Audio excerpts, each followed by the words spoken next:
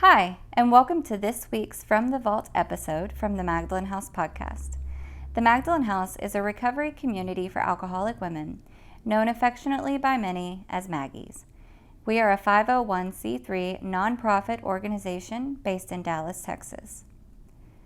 In our From the Vault episodes, we share past podcast releases from our 4 podcast series: Recover Ed, Studying the Steps, Recovered Interviews with Alcoholic Women, and Hope for the Family.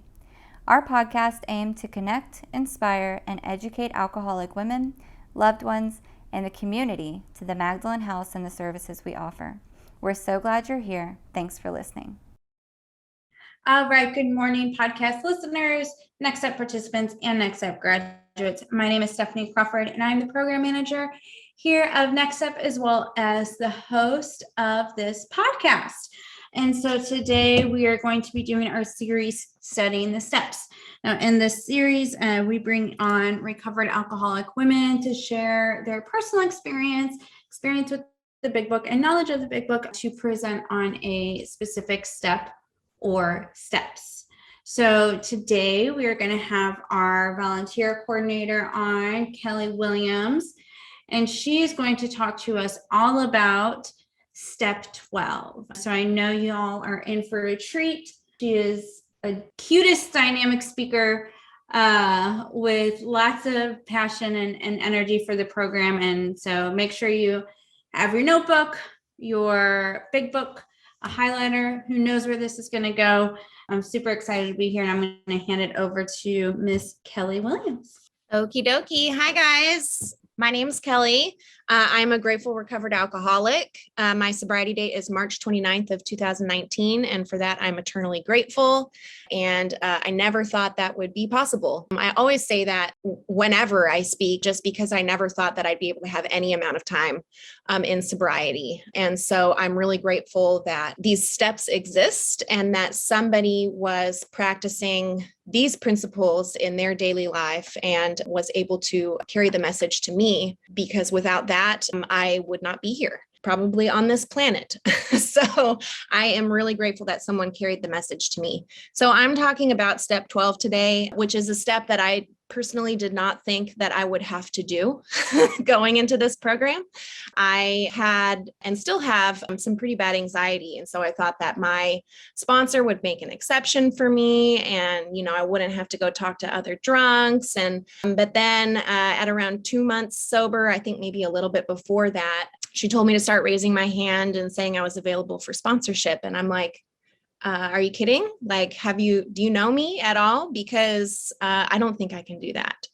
But I was so desperate going into this that I just did what she told me to do, even though at that point in my sobriety, I was still so fresh. I felt like I was not equipped to take anyone through the steps. But that was, a complete lie, because I was equipped to take someone through the steps. I had worked the steps.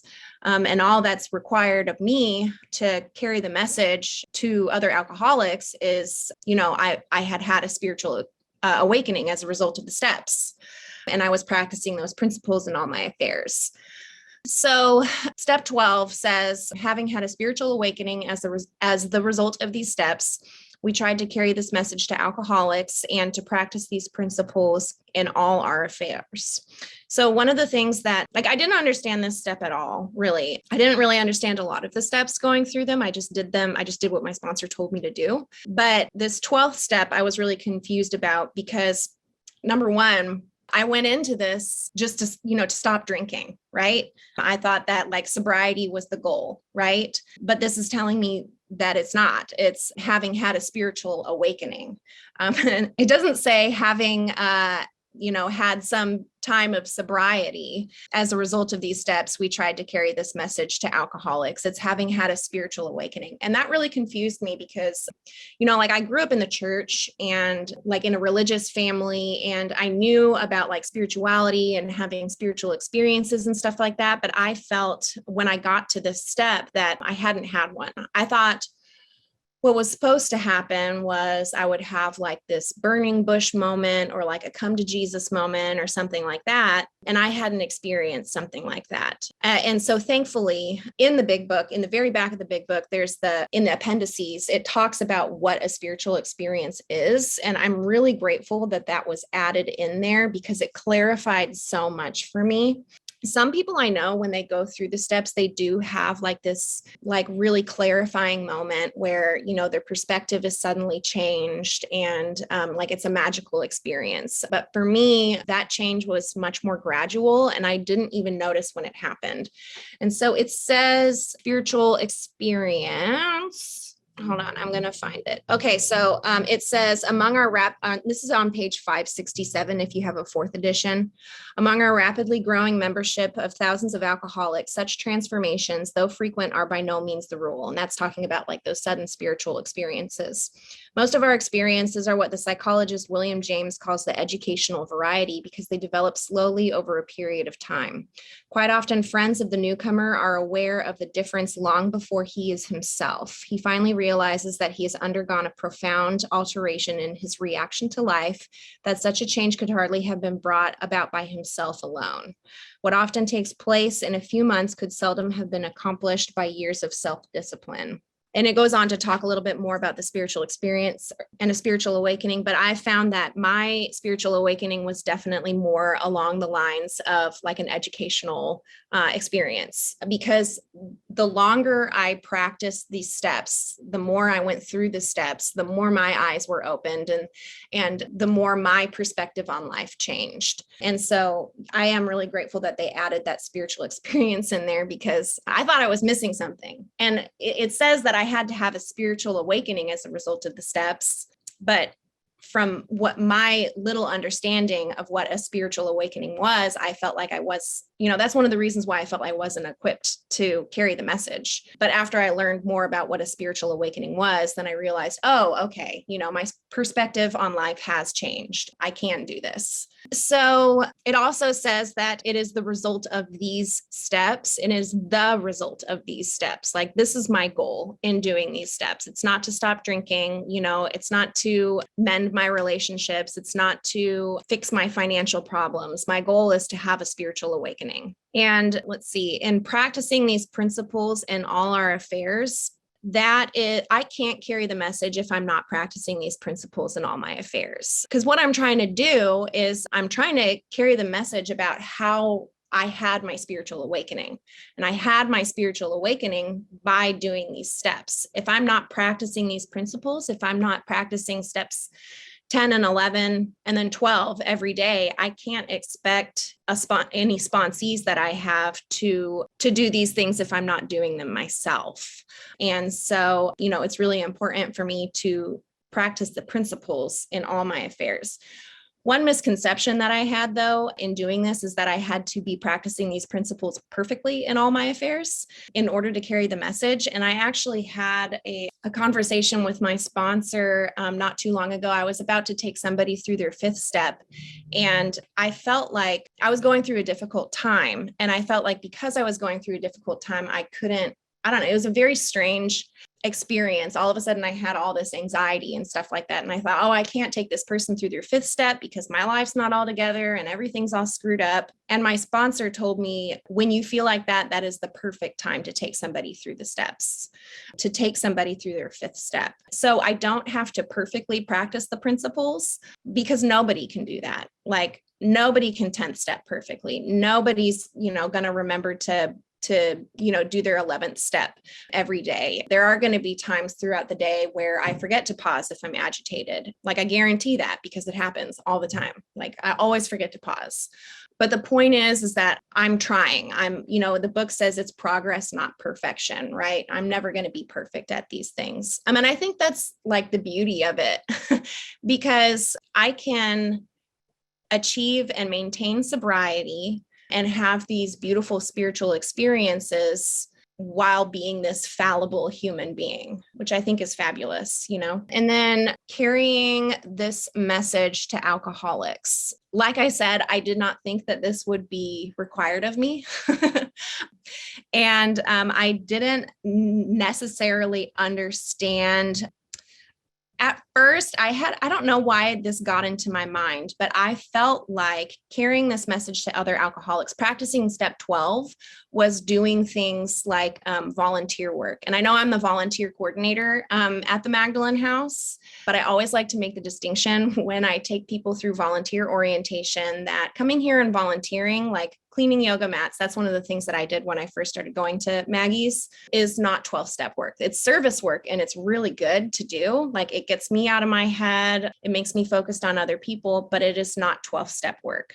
12-step work is carrying the message to other alcoholics. 12-step work is meeting one-on-one with an alcoholic person. 12-step work is having a commitment, going to that commitment and just carrying the message.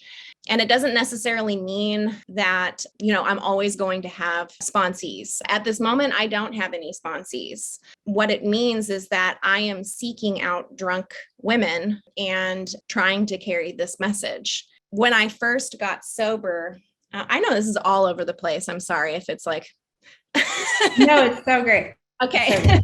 Yeah. When I first got sober, and I started raising my hand, I actually went to carry the message at the treatment center that I went through, which was very strange because some of the people that I went through treatment with were still there. And so I was going back like as this recovered alcoholic when they saw me when I got to treatment, and I was, terrified and, I, just not knowing what the heck I was doing. So I came back to this treatment center and I was able to start carrying the message. And as soon as I raised my hand, the first week that I went back to carry the message there, I raised my hand. I didn't even speak, but 2 people approached me and asked me to sponsor them. And that was scary to me because I'm like, I didn't even say anything. Why do you want me to sponsor you? But looking back on it, and after having talked with my sponsor about it, she said, God probably thought you were going to get drunk, so he wanted to make you busy right away, And so taking those, talking to those women, I didn't take them all the way through the steps because they ended up dropping off, and not contacting me, which happens frequently. But, I had this, and I still do this like plan of action here in working with others that tells me exactly how I can talk to the newcomer. It tells me exactly what to do when I first meet with the person, my very first meeting. And then it tells me what to do in my second meeting with them. It tells me what to do if they have family. It tells me what to do if they have financial problems. So going into that and raising my hand for the first time and offering myself up for sponsorship, I had everything that I needed. And that's not to say that I didn't make mistakes, because I definitely made mistakes in especially my first few sponsees that I had, and I still make mistakes today. Like, I remember when I met with my first sponsee, I talked to her for way too long and was trying to convince her to do this program. That's not what I should have done. And I know that now, but it was a really great learning experience. And another really great learning experience was coming to terms with the fact that me making a mistake, or a sponsee dropping off the face of the earth, or a sponsee successfully working through all 12 steps, that is completely out of my control. I can't cause anyone to get drunk, and I can't cause anyone to get and stay sober. That is all God. My only responsibility is to carry this message to alcoholics and practice these principles in all my affairs. But when talking about carrying this message and feeling like it was not required of me, the more I read this book, the more sentences and paragraphs pop out that convince me otherwise, that it's a non-negotiable part of the program. It tells me on page 159, it says, though they knew they must help other alcoholics if they would remain sober, that motive became secondary. It was transcended by the happiness they found in giving themselves for others. So I must help alcoholics if I want to remain sober, if I'm an alcoholic of the hopeless variety. It also says on page 156, but life was not easy for the 2 friends. This is Bill and Bob. Plenty of difficulties presented themselves. Both saw that they must keep spiritually active. And I've noticed that's true for me in my own life, obviously. And I know the more experiences that I have as a sober person, the more this will ring true for me. I don't remember how long I had been sober. I was still under a year sober. And I know that because I was still riding the bus at that time. I was on the bus and I got a phone call from my mom letting me know that my dad was diagnosed with cancer. And I felt like the world was ending. Like I just did not know how to react to that. And I remember it was like an hour-long bus ride. Like I got off the phone and I had to sit and stew with that for an hour. And during that time, I didn't pray. I didn't know what to do, And so when I got home, when I got off the bus, I called my sponsor and was sobbing into the phone to her. And she really set me straight and basically said, "You're making this about you. Go help somebody else. Go help an alcoholic. Pray about it. Go help another alcoholic." And so that's what I did. I got home and immediately got on the bus to Maggie's because that's what my sponsor told me to do. And I am grateful that she told me what I needed to do instead of what I wanted to hear. What I wanted to hear was, "I'm so sorry. That's so tragic. Why don't you go take a nap or cry or eat some chocolate or whatever." What I didn't want to hear was, "Go help another alcoholic." But that's exactly what I needed at that time, because otherwise I would have done exactly what I did in that entire bus ride home, which is think about myself, how sad this is for me. What am I going to do? How can I help my family? Stuff like that. Can I ask you a question? Yeah. Because I do think it's important that you'd also share how you were able to help your family in that time. So do you mind talking about how like practicing principles and all your affairs and being recovered was able to put you in a situation to where you were able to be helpful to your family during that time? Yeah. I mean, basically I think one of the biggest things was just asking God to just remove like my ego from the situation, because for some, I felt like this panic, how can I don't know. It's kind of strange. Like my dad is fine now. It was prostate cancer and he was able to have his prostate removed and everything. And so he's fine now. But like my big thing was, instead of like blowing up my family's phone, trying to like get continuous updates from them and freaking out about how my dad was, I was able to ask God to just like help me to live in that situation, just moment by moment and not future trip. And I think in that way, I was able to show up in a more like calm manner. I'm really good at freaking out and like catastrophizing. And I think a lot of us are really good at catastrophizing.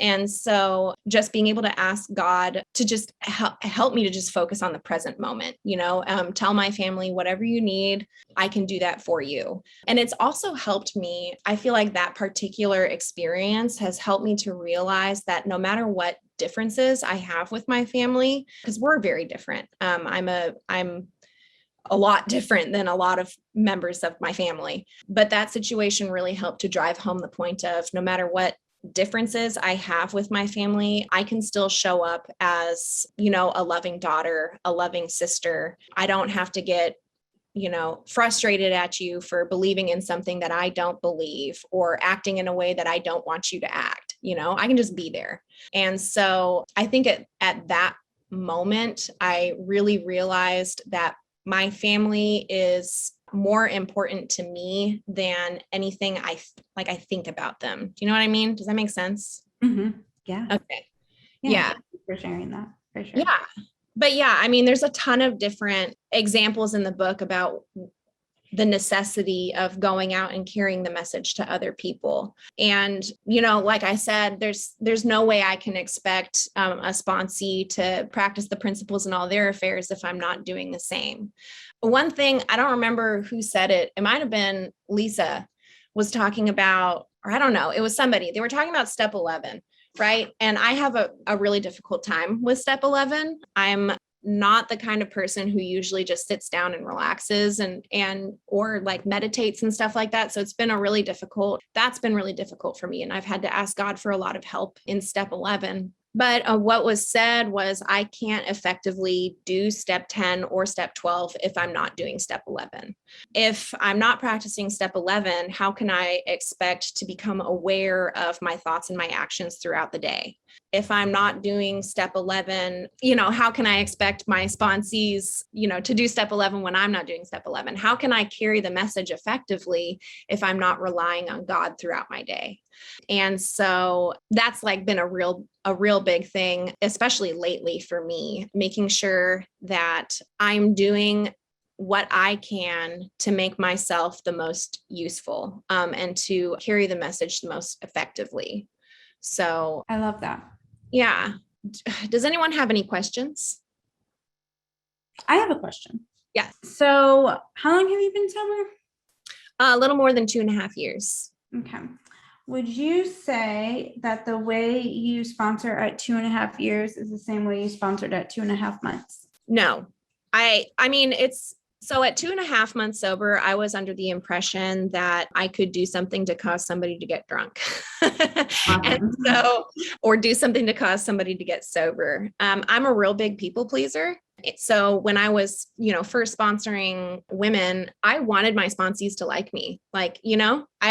I think that we all like to feel liked, right? But I was definitely a big people pleaser, which is not helpful for my sponsees. If, looking back on what my sponsor told me when my dad was diagnosed with cancer, if I responded to that situation at 2.5 months sober to a sponsee who was dealing with that same circumstance, I probably would have told her what she wanted to hear, as opposed to what she should do in that situation. Or, my sponsor even pointed me to the passage in the book where it talks about how we match calamity with serenity. So I don't know if I would have done that at 2 months sober. At 2.5 years sober, I am a little less focused on people pleasing. I still do it though. Like I still struggle with like wanting my sponsees to like me. And I even had a conversation with my sponsor not too long ago about how I did a 5th step with a sponsee and she never contacted me again. And my brain was telling me it's because I said something and she didn't like me anymore. Or like I offended her or something. And what my sponsor had to tell me is sponsees are sometimes not going to like you. Like sometimes you're going to be on their 5th step. And she used much more colorful language, but like basically sometimes my sponsees are going to call me names that might offend me, but it's, I'm not here to be liked. I'm here to just do God's will, which is to help other alcoholics. And I want to comment on that as well. Like I have my sponsees send me their nightlies, and I can probably count on 2 hands how many times I've been on their nightly.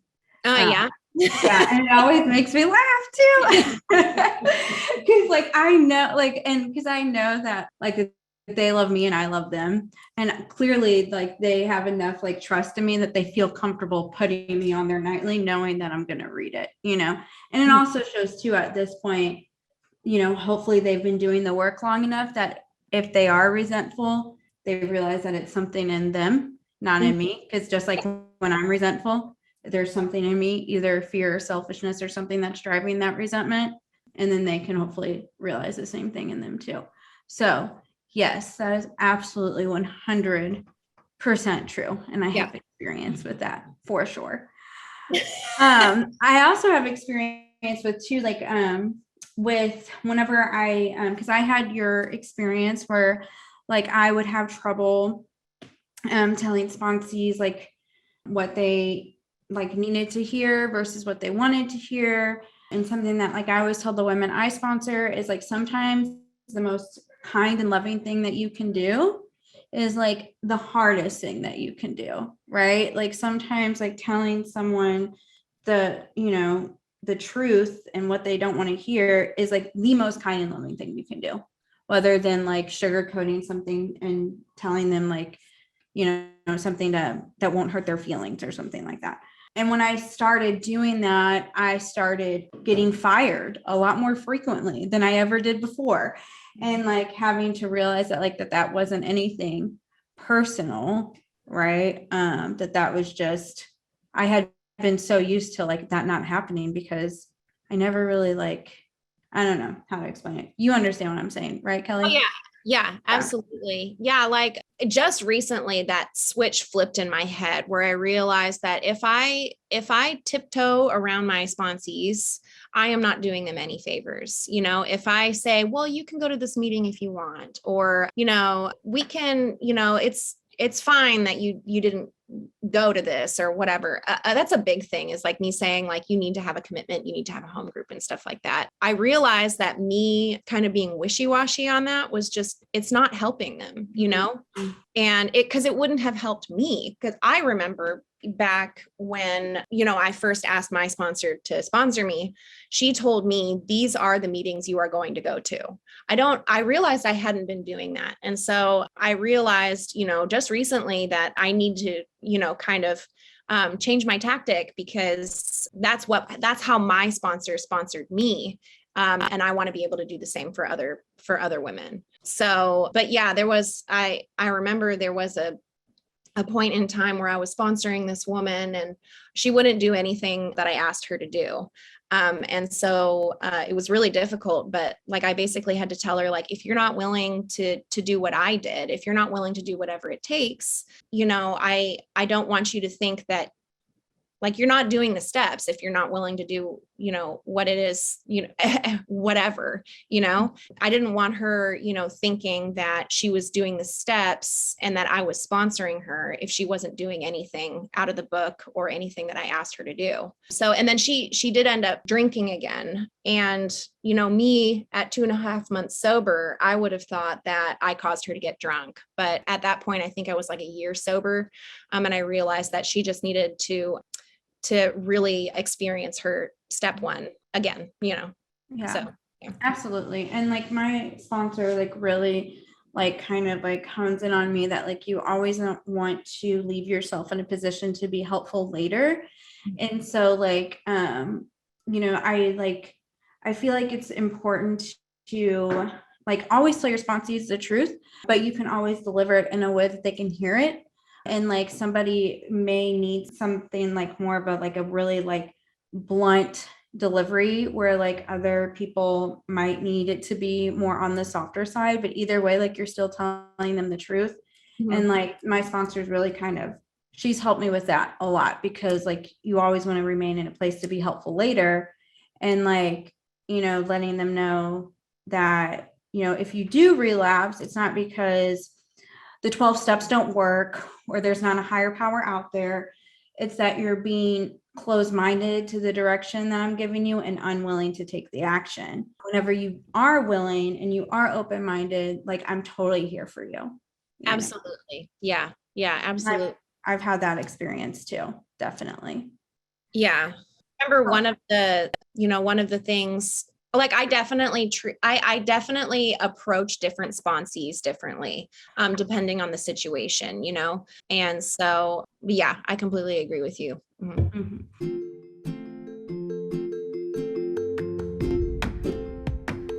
Are you or someone you know struggling with the inability to stop drinking? At the Magdalen House, we believe that alcoholic women deserve a place to recover with dignity. In our 2-week residential program, clients will be introduced to what alcoholism is and what alcoholism isn't, as well as be presented with the solution, all in a loving and supportive environment. All of our programs are offered at absolutely no cost, and because we accept no government money, we can accept women all over the world and stick to our own curriculum. If you want to stop drinking and cannot, call 214-324-9261 for a phone screen.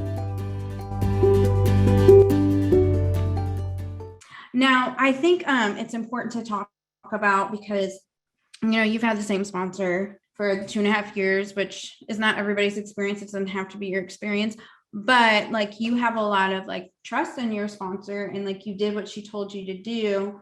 And so, like by taking that direction, it worked, right? And I think one of the things that's important to talk about, I don't really know if this has to do with 12-step work or not, but I think I just learned this about you, to kind of like how willing you were in the beginning. I'm sure you're still just as willing today, but do you mind mind talking about that? Like what you did in your early recovery? Yeah. Yeah, I was, like I said, I was desperate. And, I was in this 30-day treatment center, and I realized when my sponsor came in and carried the message with one other woman, and she talked to the whole group of us. And I realized when she described like the nature of alcoholism, how it's, my body and my mind are essentially trying to kill me. I have an allergy to alcohol, and I have a mind that keeps telling me that I don't. And so when that was explained to me, I realized that, I was screwed. I realized that when I got out of treatment, I was going to drink. It wasn't like, I might not drink, or, if I get my apartment, I'm not going to drink. Or if I get my dog back, I'm not going to drink. It was, I am going to drink no matter what. And I remember having that moment of clarity. And the weird thing is that it like faded, right? And so I'm really grateful that I was in a 30-day treatment facility, because my sponsor kept coming back and talking to me. There was one point where I ended up moving into sober living when I got out of treatment. I did not want to. Like, every fiber of my being did not want to go into sober living, because I had a dog. Right? I had 2 cats and 2 dogs when I went into treatment, and I had to give 3 of those away. So I just had the 1 dog left. And my priority was to live with my dog, because I love my dog. But what my sponsor told me was, your dog's going to get you drunk, because I was putting my dog above my sobriety. And when she said that, I got real mad at her. I was like, no, you don't know what you're talking about. My dog is awesome. And But the longer I sat on that, the more I realized, yeah, my dog was going to get me drunk.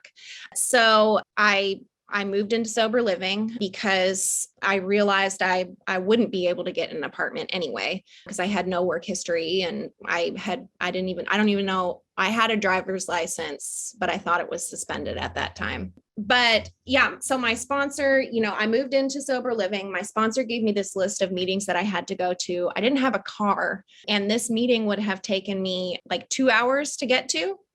But she told me to go to this meeting. And so I did. I went to that meeting. I rode the bus. It was a bus and a train, and I had to walk. I had to walk for like 40 minutes. And I did that on Tuesdays and Thursdays. My home group is on Tuesdays and Thursdays, and I went to both days when I got sober. My sponsor also told me, whatever job you get, you have to make time for these commitments.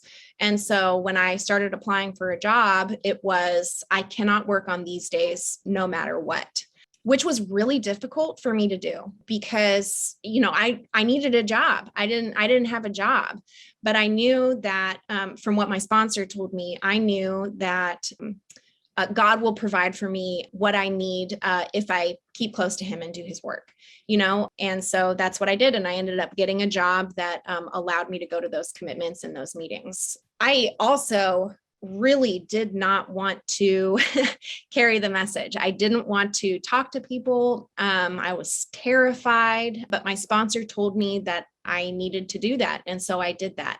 There was only one time, or I don't know, it was actually probably more than one time, but one time that I remember where I argued with my sponsor about how I didn't want to do something. And I was being real coy. And my Oxford house, which was the sober living I was in, the toilet was broken. And I was like, I know how to fix that. I've fixed toilets before. And so I called my sponsor and I said, hey, I can't go to this commitment tonight because I have to fix this toilet. And she's like, Kelly, she laughed at me. And she said, that's bull. Like, fix the toilet later. You're going to this commitment. And I got real mad with her. And I was like, oh gosh, I guess I'm going to this commitment. So on my way to the commitment, I realized I was being dishonest with her. So I called her and I made amends. But, I ended up doing the thing that I needed to do. There was one occasion where she told me, she said, you suck at following directions, don't you? And I was like, oh. But that's what I needed to hear. She's really good at being blunt with me and telling me what I need to hear, like what I need to do. And that it comes from a place of, absolutely. Clearly, otherwise she still would not be your sponsor today. Absolutely. Yeah. I owe so much to her. But yeah, in the beginning and now I will do whatever, I will do whatever it takes. Can I say something? I just wanted to, as you were talking and you were talking about, like walking 40 minutes to this meeting and like getting a job and having your job work around your commitments. But then just earlier you were talking about how you could be wishy-washy on a home group and having your sponsees have a home group and a commitment. But yet whenever you were sober, like you did so much to be able to like do those things, and so I don't know, I just absolutely. And it took that moment of that switch flipping and realizing I wasn't doing any favors to my sponsees. I recalled those moments, so much was asked of me, and really wasn't that much, but so much was asked of me, and I needed to do so many things in order to achieve and maintain my sobriety and to have that spiritual awakening. It would be unfair of me to make exceptions for other people just because I want them to like me. Like that's dishonest, I have a question. Yeah. If your sponsor would have said, hey, this is a great meeting, you can go to it if you want to, would you have gone to it? Would you have walked 40 minutes to go to it if she said you could go to it if you want to? I would like to say that yes, I would have, because I was so desperate, but I know that later on in my sobriety, like 6 months sober, I probably would have remembered that and said, well, she told me I don't have to go. So yeah. And that's one of the great things about working with sponsees is when you start working with somebody, you remember that desperation that you had, and so every once in a while I forget that, but then I get a new sponsee and I'm able to take them through, the steps. And I remember how desperately I needed something to change, and how completely powerless I felt. It's always a good reminder to me. Yeah. That reminds me too, when I first started going through the steps, I was told I wouldn't have to read the stories in the back because the program of action is in the first 164 pages. But then I went to my home group and they started reading one of the stories, which is Dr. Bob's Nightmare. And I was like, hey, you told me we wouldn't have to read this. But I'm really grateful because I actually really identify with Dr. Bob. I am more of a literal person, and Bill's story is a little too flowery for me. And so I really like Dr. Bob's Nightmare. And there's one on page 181. He lists out the reasons why he talks to other alcoholics.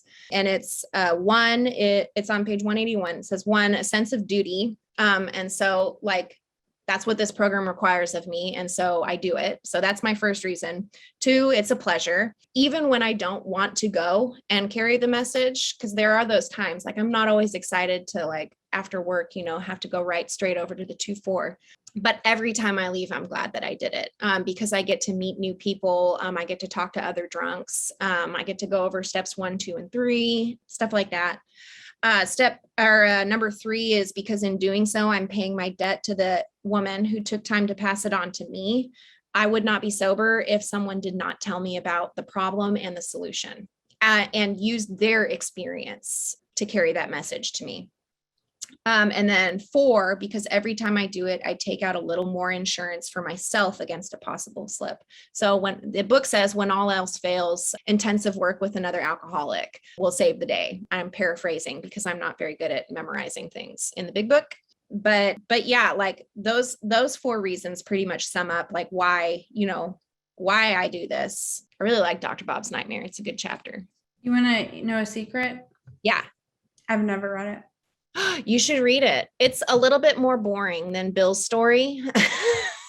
I've never read it because it's not in the first 164 page. I know. And I felt so betrayed when my home group's all right, we're starting on Dr. Bob's Nightmare. And I'm like, are you kidding me? I felt so betrayed. I felt betrayed. No, I know. I need to read it. I really, really do, Yeah, that's the only story I've read in the big. I'm not a reader. And so it's the only story I read. He's one of our founders. I should definitely read it, but all good. I'm so selfish. I'm I don't need to read that.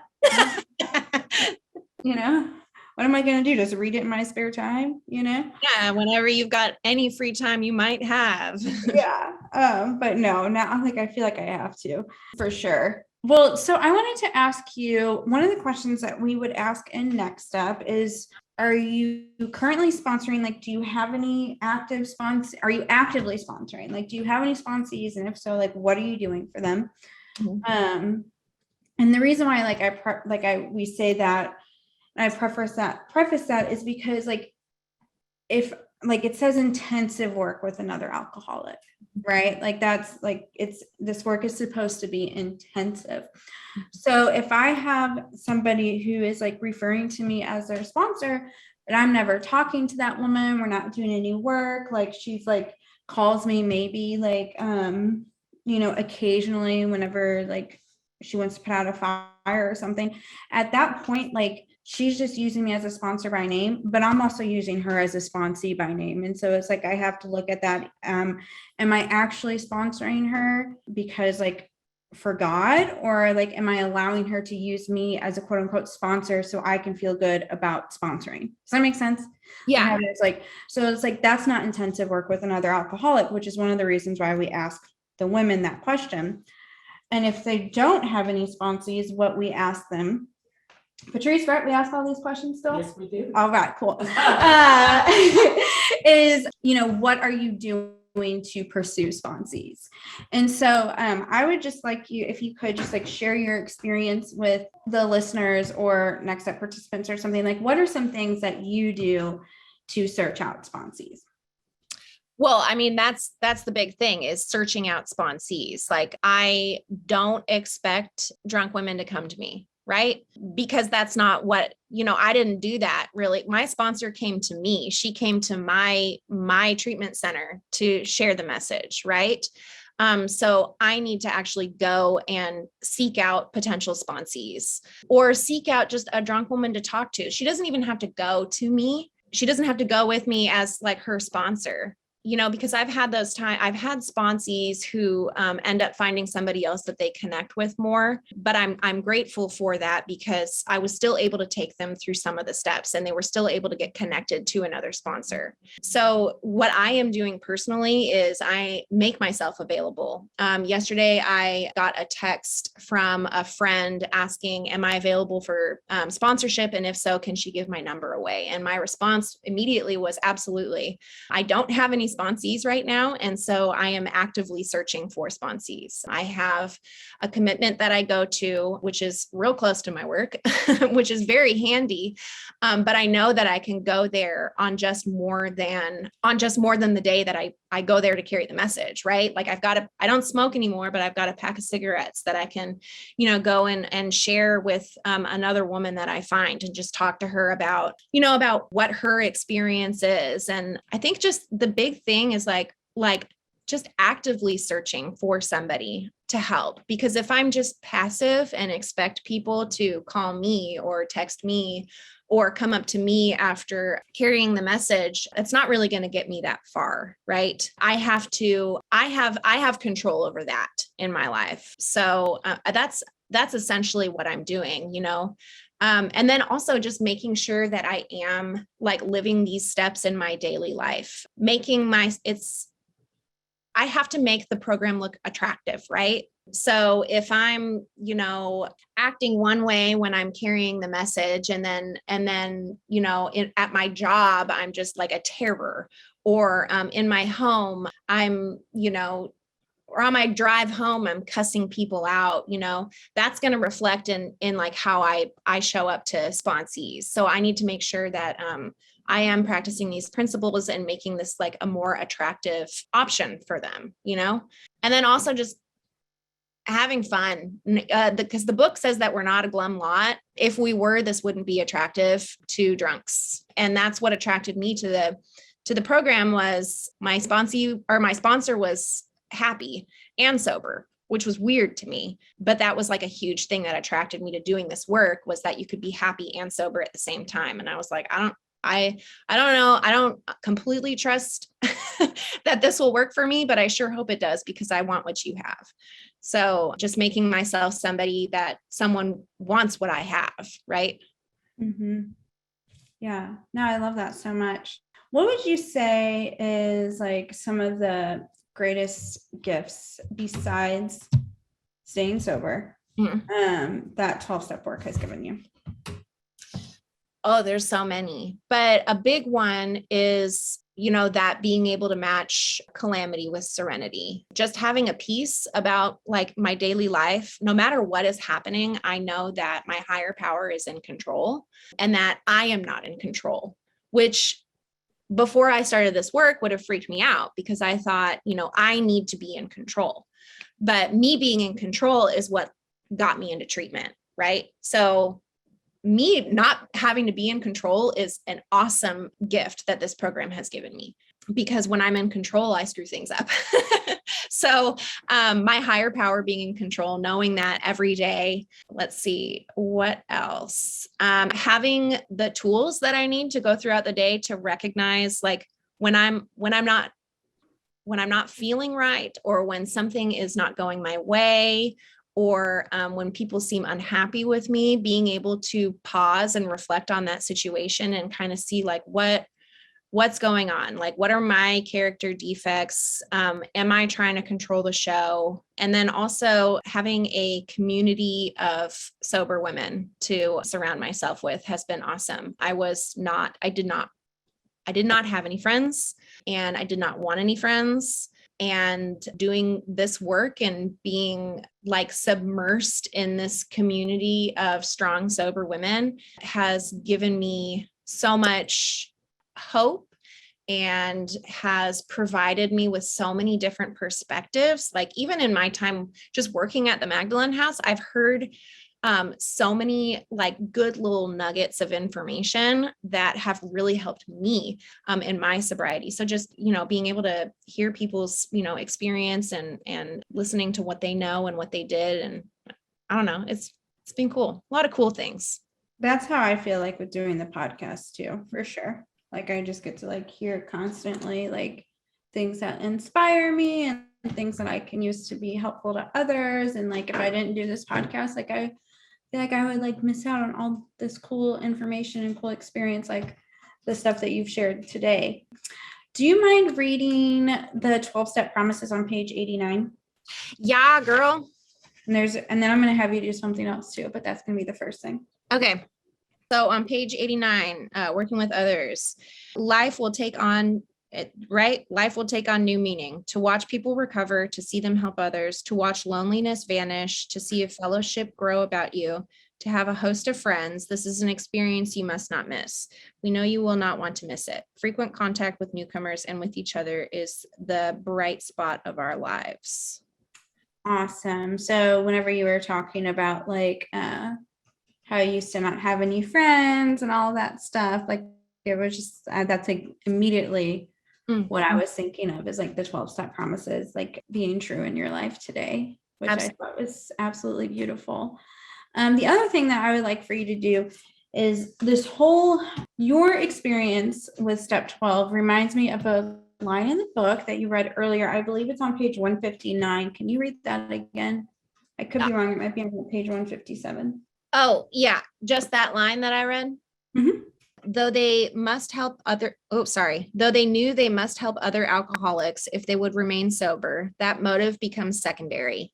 It was transcended by the happiness they found in giving themselves for others. So the reason why I had you read that line is because before I used to read that line, just read that line. It's a really great line. But around like, I would say 3 years sober, between 2 and 4 years sober, my son's father pointed out that it said that motive became secondary, right? Mm-hmm. So like in the beginning, your motive to help others was that like you were desperate, right? Because you were saying how scared you were, you weren't going to do it, but like you did it because you knew you had to do it to stay sober, and like how like desperate you were. But now like that motive has been outweighed by like all of the gifts that you've given or that you've been given, and how like great, 12-step work is. And so I just thought that line was like just a really good, I guess, like, what's the word I'm looking for? Like example of your experience with step 12.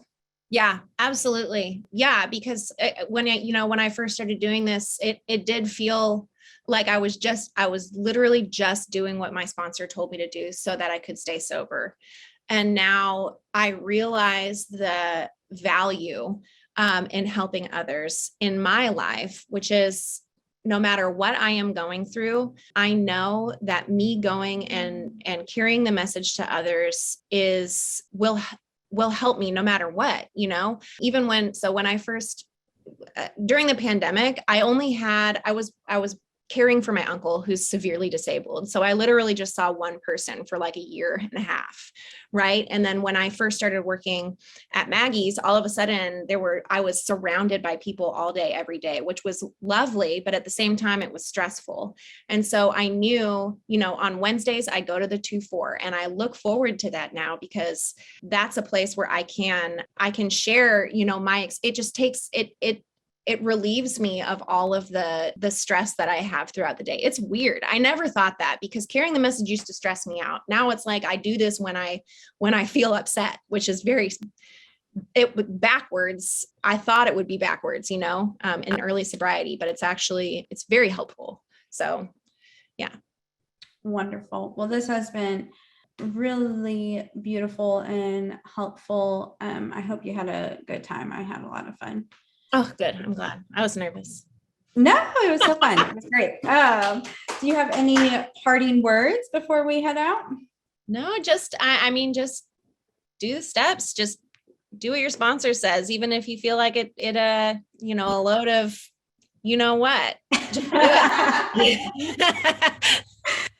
it. And you're a perfect example of somebody doing what their sponsor says and getting the results of that. So even if you felt like it was, what. You put that in the podcast so that she hears that. Oh, for sure. Pat, we're talking to you. All right. You have a wonderful day. I'll see you at work. All right. Sounds good. Bye. Bye. This has been a re-release from the Magdalen House podcast for our From the Vault series. We hope you've enjoyed this podcast. Tune in every Wednesday for a new release from one of our 4 series. To learn more about the Magdalen House and the services we offer, visit magdalenhouse.org or follow us on your favorite social media